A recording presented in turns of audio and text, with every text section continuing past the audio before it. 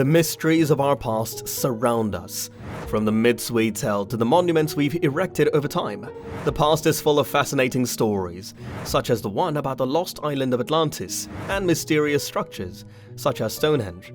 Our fascination with these enigmas has stood the test of time, and our desire to learn more about them draws us even deeper into the infinite well of human curiosity. If we combine the discoveries of ancient marvels with the rapid advancement of technology, our future holds an infinite amount of promise. In this video, we'll take a look at how an ancient book found under the Nile River revealed a terrifying secret. The Book of Thoth is an ancient Egyptian sacred and enigmatic book. Thoth, the ancient Egyptian god of writing and knowledge, is said to have written it. This book is regarded as one of the most mysterious books ever mentioned in the history of mankind. The Book of Thoth is said to contain a number of spells, one of which allows the reader to understand animal speech, and another which allows the reader to see the gods themselves.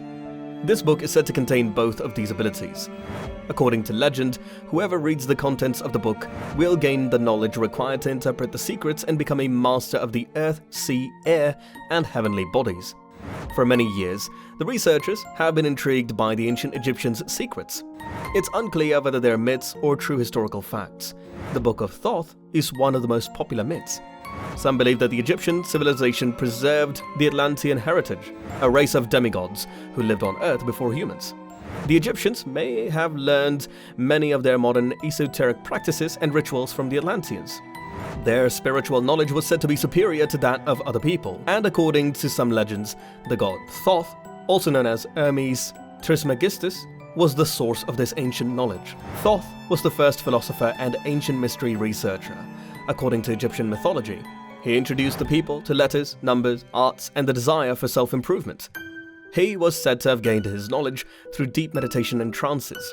He recorded everything in the Book of Thoth, which the Egyptians believed revealed the secrets of the universe, including occult human brain abilities like telepathy and telekinesis. In ancient Egypt, the end of life signaled the beginning of a difficult journey, one that could be smoothed out with spells from a Book of the Dead. Rob Utter investigates how these books were used to ensure a quick and successful passage into the next world. You stand in a long hall, supported by columns, dressed in clean clothes and white sandals. The figure of Osiris, the god of the underworld, sits on a throne at the far end of the room. You are surrounded by 42 gods, including the Swallower of Shades, the Bone Breaker, and the Eater of Entrails. The god Thoth, in the form of a baboon, stands in front of you. He sits atop a pair of scales that will decide your eternal fate very soon.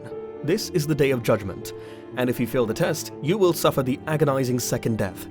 But you are not afraid because you have the Book of the Dead, a tome that contains the secrets to surviving the afterlife. Because ancient Egyptians believed that their life on Earth could be very short, death rituals were an important part of their culture. Many of Egypt's most well-known relics, such as pyramids, tombs, and mummies, reveal the time and resources that the Nile's people were willing to spend to ensure a successful afterlife. During the Egyptian 5th dynasty, around 2350 BC, spells or formulae that could aid your journey through the next world first appeared on the walls of pyramids. These pyramid texts evolved into coffin texts 400 years later, during Egypt's Middle Kingdom, and were inscribed on coffins, tomb walls, and occasionally sheets of papyrus. After 1550 BC, a corpus of spells written and illustrated on papyrus sheets began to replace coffin texts in Egyptian tombs. This is what we now call the Book of the Dead, though the Egyptians called it the Book of Coming Forth by Day. The Book of the Dead was used for the next 1500 years, albeit with changes until great changes in the country undermined many of Egypt's traditions. The Book of the Dead was widely used, and thousands of examples have been preserved to this day.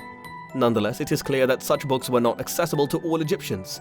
Books of the Dead, meticulously written and often beautifully illustrated, would have been out of reach for the majority of people. They are only discovered in the tombs of Egypt's upper classes. Were they therefore unnecessary? The Book of the Dead didn't seem to be something you had to have, says Professor Stephen Quirk of University College London's Petrie Museum. It was an added luxury to shore up and reinforce the possibility of eternal life. It was a striking and desirable addition to a lavish burial. Even if you had lived a bad life, you could get away with it by using this spell, which prevents your heart from spilling the beans to the gods, explains John H. Taylor. This was the first time in history that your fate after death was determined by your actions while you were alive. It was not carried through to its logical conclusion. However, because you could cheat your way out of that particularly difficult moment, where would you like to end up after navigating your way through these difficult situations? There is no single goal in the Book of the Dead, John H. Taylor explains. It is a collection of texts that contain spells and texts from various periods and locations in Egypt. They're all a little contradictory, so there are several different possible ending points for your journey. One possible destiny would be to sail across the sky every day in the boat of the sun god Ra. Another option is to reside in the underworld with its resident god, Osiris. The Field of Reeds, an idealized version of Egypt in which you could continue many of your earthly activities, was the place you most wanted to visit. Plowing, reaping, eating, drinking, and copulating are all explicitly mentioned in descriptions of this enticing place in the Book of the Dead. The Field of Reeds was almost certainly located somewhere with strong agricultural ties, a theme that Stephen Quirk believes recurred throughout Egyptian ideas of death. Egypt was an urban society, but farming remained the country's mainstay, Quirk says. The agricultural cycle was used to illustrate death in some ways. You focused your attention on the sun, which was the primary source of light, energy, and warmth. It determined the agricultural year, which was critical to the farming economy. You also locked into the earth, where the concept of going to the ground to die and being resurrected was linked with agricultural and plant regrowth. These are very natural perspectives on life. After answering the 42 mummified gods' questions, you would proceed to the set of scales presided over by the jackal-headed god Anubis. The image of truth was on one scale, and your heart was on the other.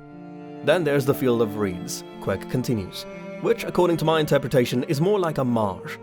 Farming would be a marshy experience if the Nile flooded frequently. One of the most well-known illustrations from the Book of the Dead is a scene from the Field of Reeds in which dead people happily reap corn from miraculous heights.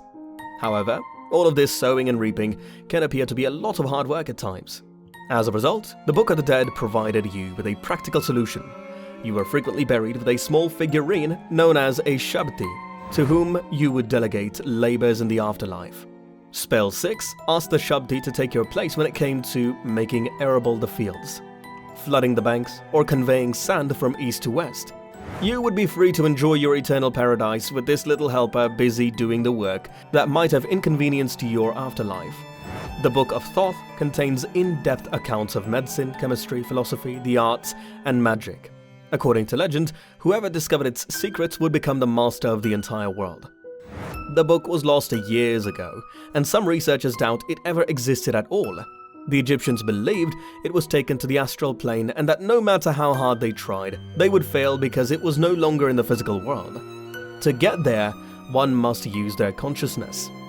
And with that being said, it's time to end our video. Subscribe to the channel for more amazing videos like this. We'll see you with another interesting video.